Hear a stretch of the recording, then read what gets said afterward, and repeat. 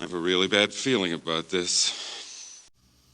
Hello everybody, so I thought it'd be nice to talk about two big loves of my life, Star Trek and Star Wars. I thought it'd be nice to talk about them together. For some weird reason, there are people that go, oh, I like Star Trek, don't like Star Wars. Oh, I like Star Wars, don't like Star Trek. And they're two sides of a very similar coin. They are different, but there's definitely some similarities. I find it odd that someone would really love one thing and not like the other one. Very odd.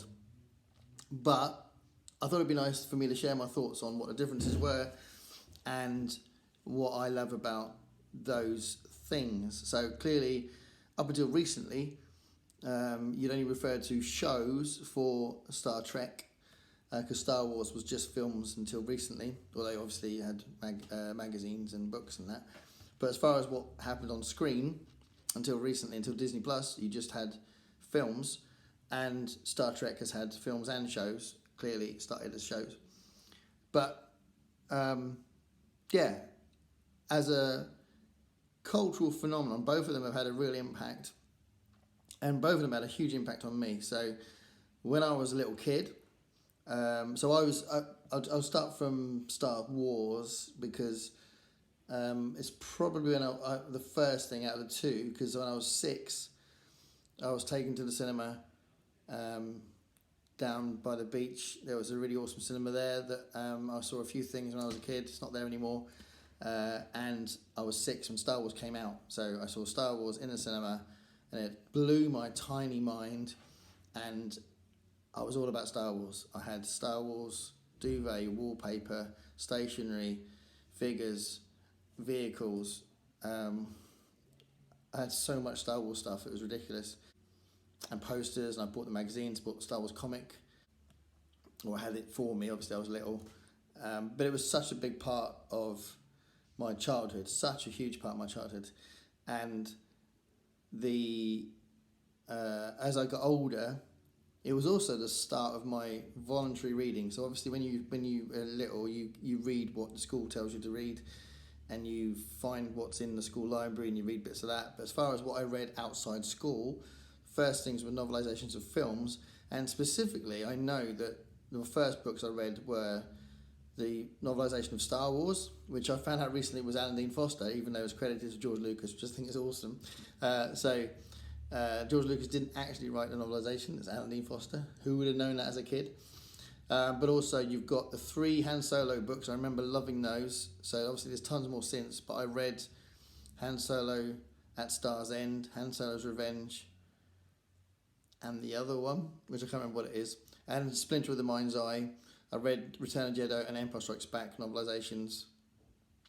And also there's like a Marvel comic version of Empire Strikes Back, which I do think I'm going to get again. I've seen it around, and I almost bought it thinking, I got all excited and I thought, no, I'm trying to get rid of books, I shouldn't have it. But there's something really awesome about it, charming about it, that I definitely would appreciate having it again, to be fair.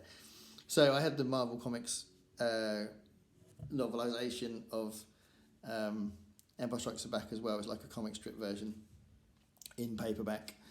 So I had all those different Star Wars things, and Star Wars was such a huge thing. But by the time I got to the point where I was reading novelizations of Star Wars and Return of the Jedi had come out, I had discovered Star Trek as well.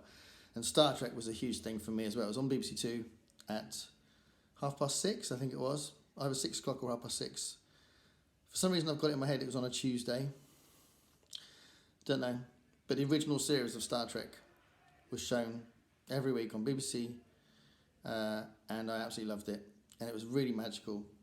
And even though nowadays we might think the pacing is slow, or we may criticise the acting a little bit or something like that, I just soaked it up. I thought it was just really cool. And it was definitely more philosophical than Star Wars. Definitely. Things have changed a little bit. The differences in the two different cultural things have meshed a little bit. So Star Wars has got a little bit more philosophical and political, and Star Trek has got a little bit more pew pew and action adventure based. So I think, the lines have crossed a little bit, but definitely if you look at where they come from, Star Wars definitely more action adventure, and Star Trek was more philosophical and deep thinking and slow and conversation based in a lot of ways, which is why I think sometimes you did get people who said they like one more than the other, but I don't think you can. It just seems weird to do it nowadays because there's so much nuance within that now. So I do think that's an interesting thing to think about, because if you were a fan of the original Star Trek, you might think that you don't like how some of the newer Star Treks have become quite action based, or if you were an original Star Wars fan, you might think that it's got too cerebral as well, maybe, I don't know.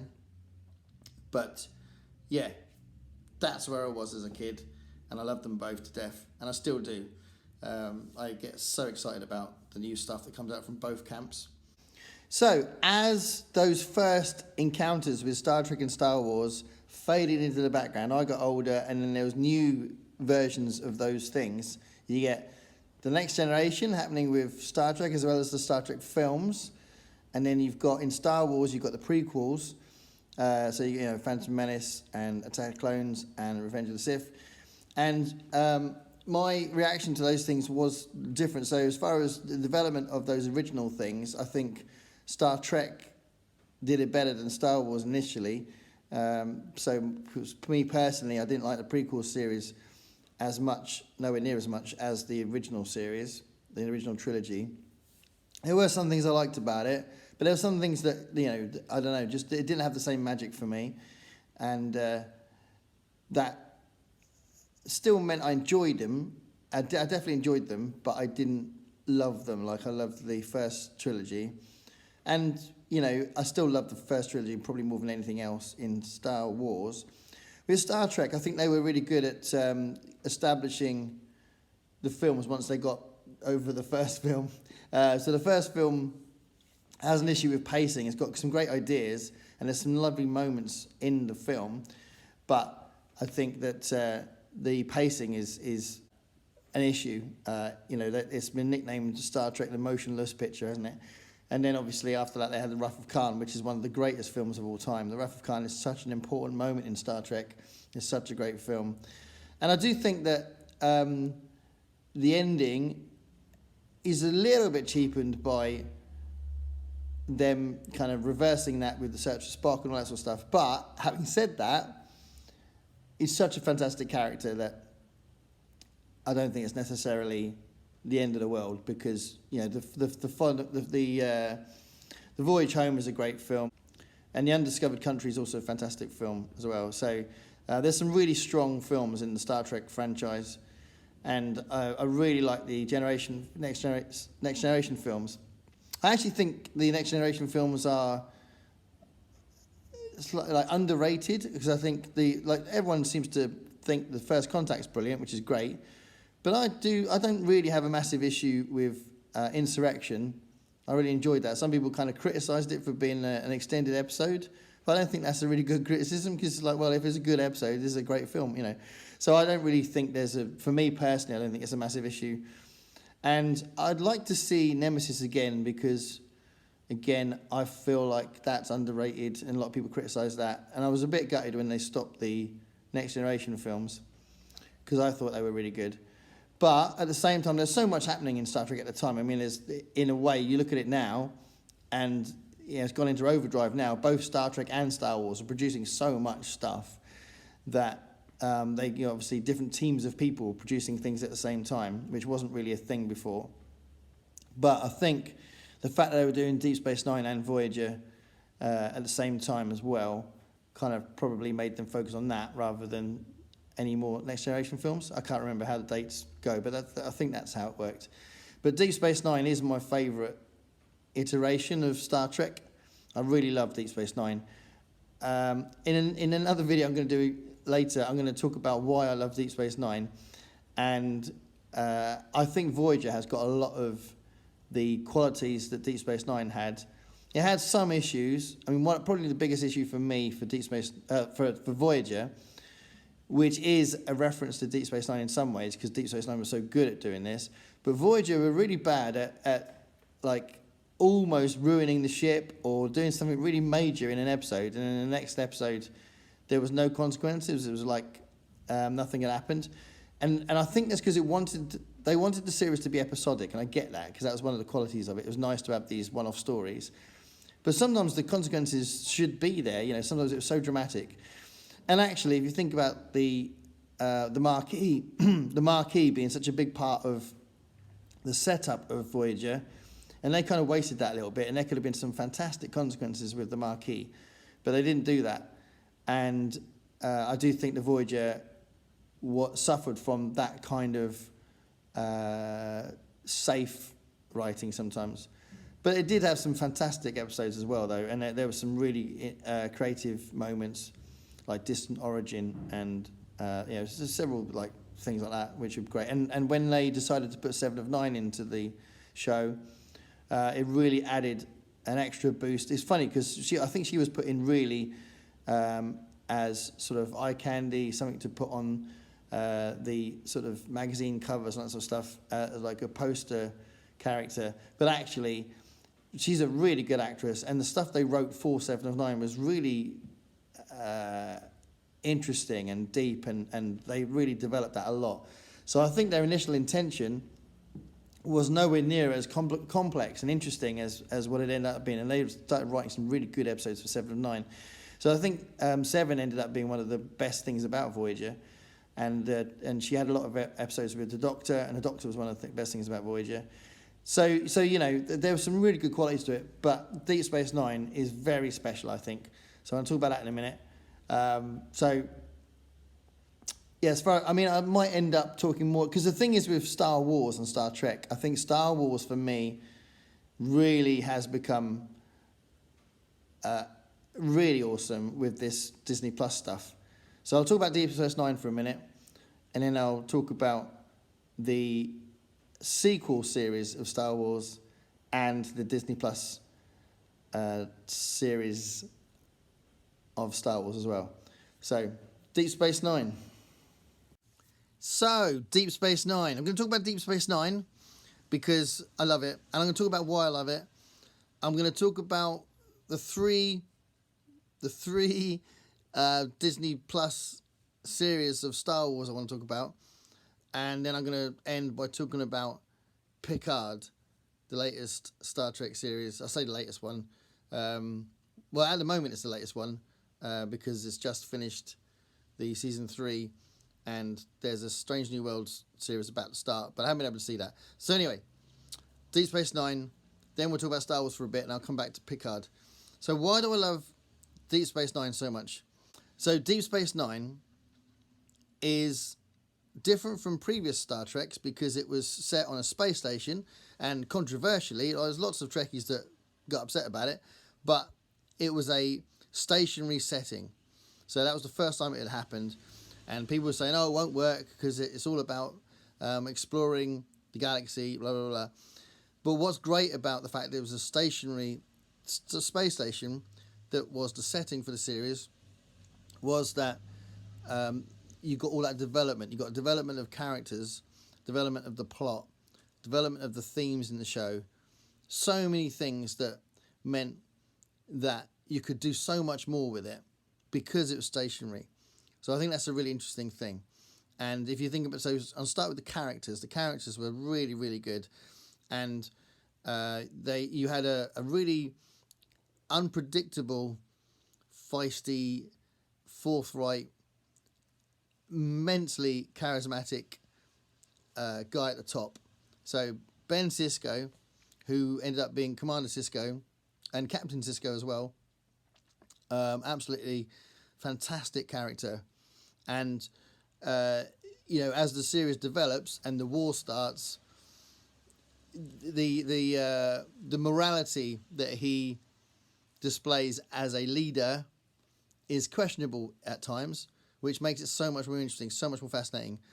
And again, some people complained that it was not something that Gene Roddenberry would have done because he was a little bit more black and white about his characters.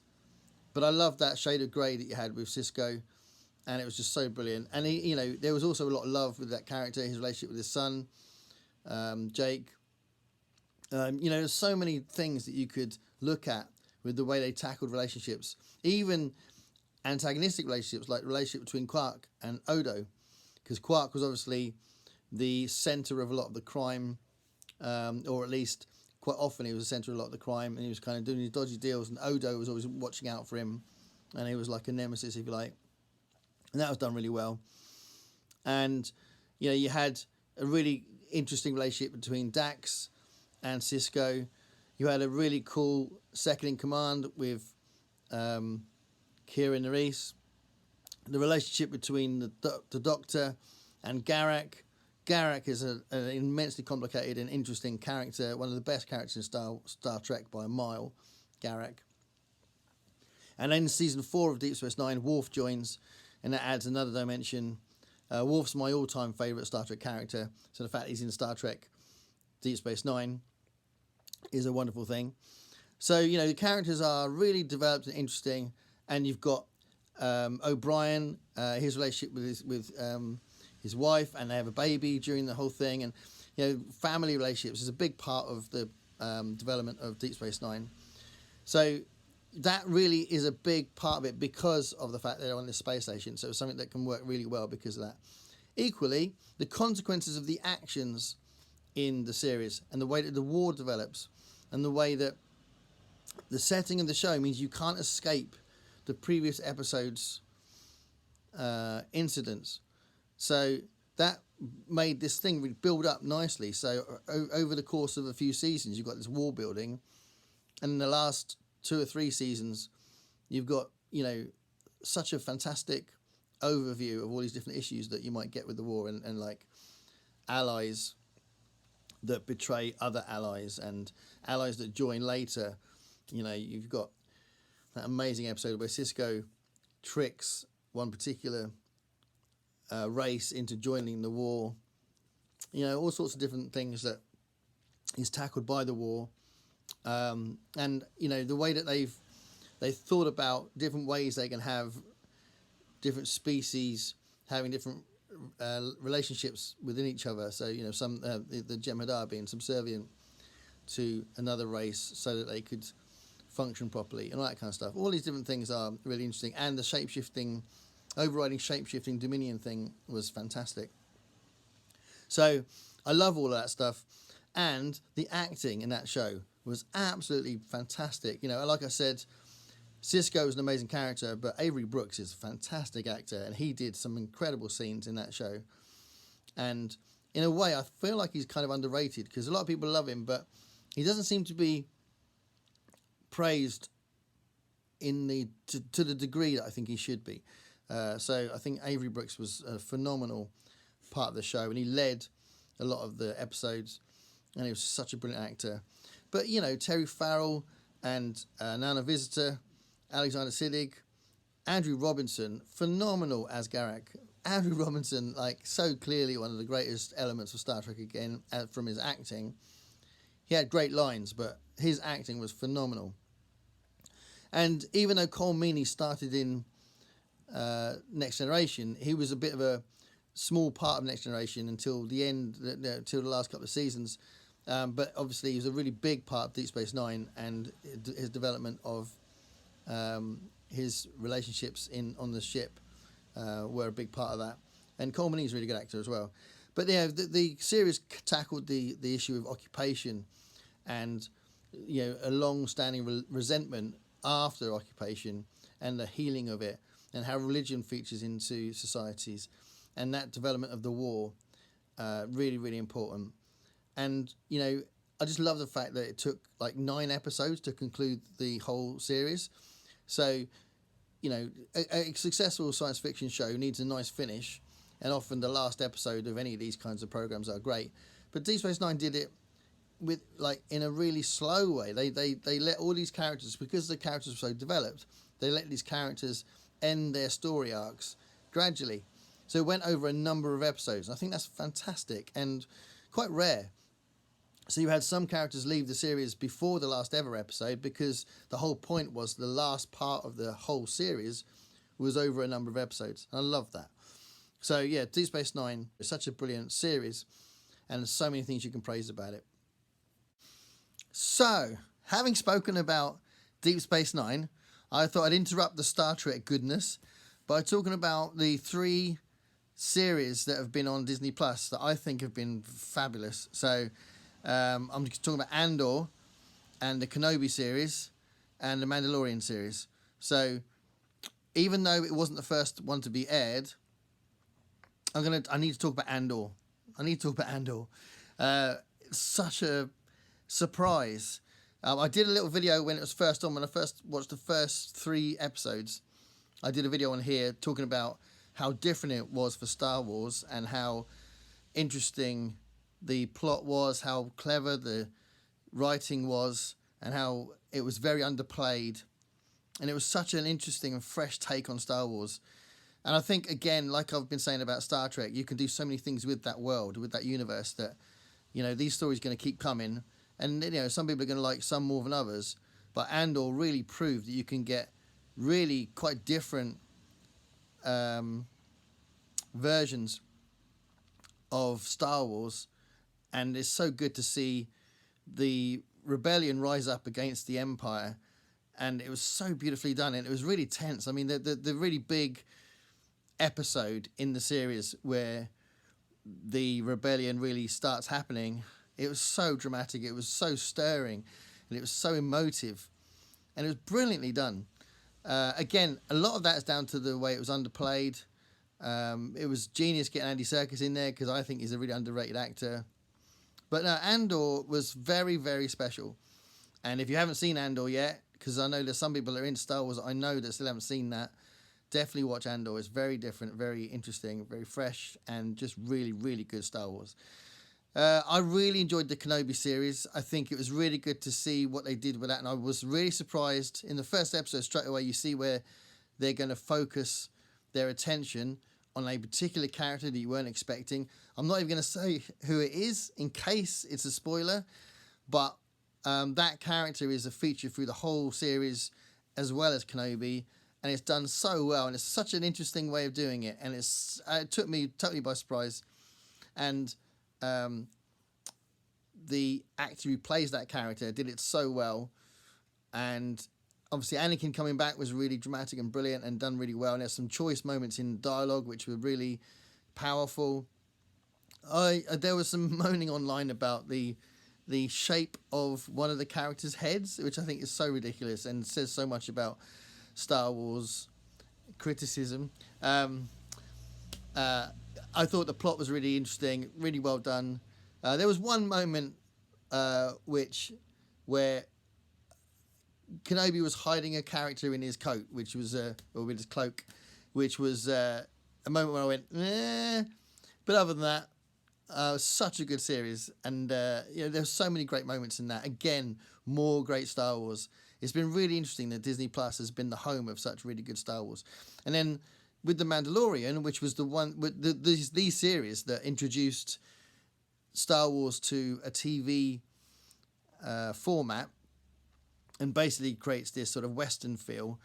And you've got this fantastic character with Din Djarin, and then you've got Grogu as well. The way that's developed has been fantastic, and I've loved this last series as well, the way they've expanded the universe, and it's been about more than just Din Djarin, and it's been about the Mandalorians in general. I think that was very clever. Some people have moaned about that, but don't get it. I also don't actually relate to the moaning about him appearing in Boba Fett, because I think that was really nicely done, because it allowed for a really cool finale, because I thought the last episode of Boba Fett was brilliant. So, I don't really see, sometimes you get people just going, well, if I'd have written it, I would have done this. Well, that's a very strange way of looking at something critically, because ultimately you're always going to write something differently. So just relax. It's Star Wars. So yeah, I've loved the Mandalorian stuff as well. And again, they're always trying to look at new takes on things, I think, and they're trying to be respectful of the lore, but clearly there's so much of it that there's going to be some contention with some of it. But yeah, all of those 3 series have been really good. I think Andor's been the best one, and there is going to be a season 2 of Andor.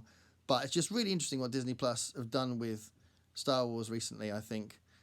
So there we go. I'm aware that this is becoming a long video, so I'm going to stop it there, and I'm going to move on to Picard. So, Picard.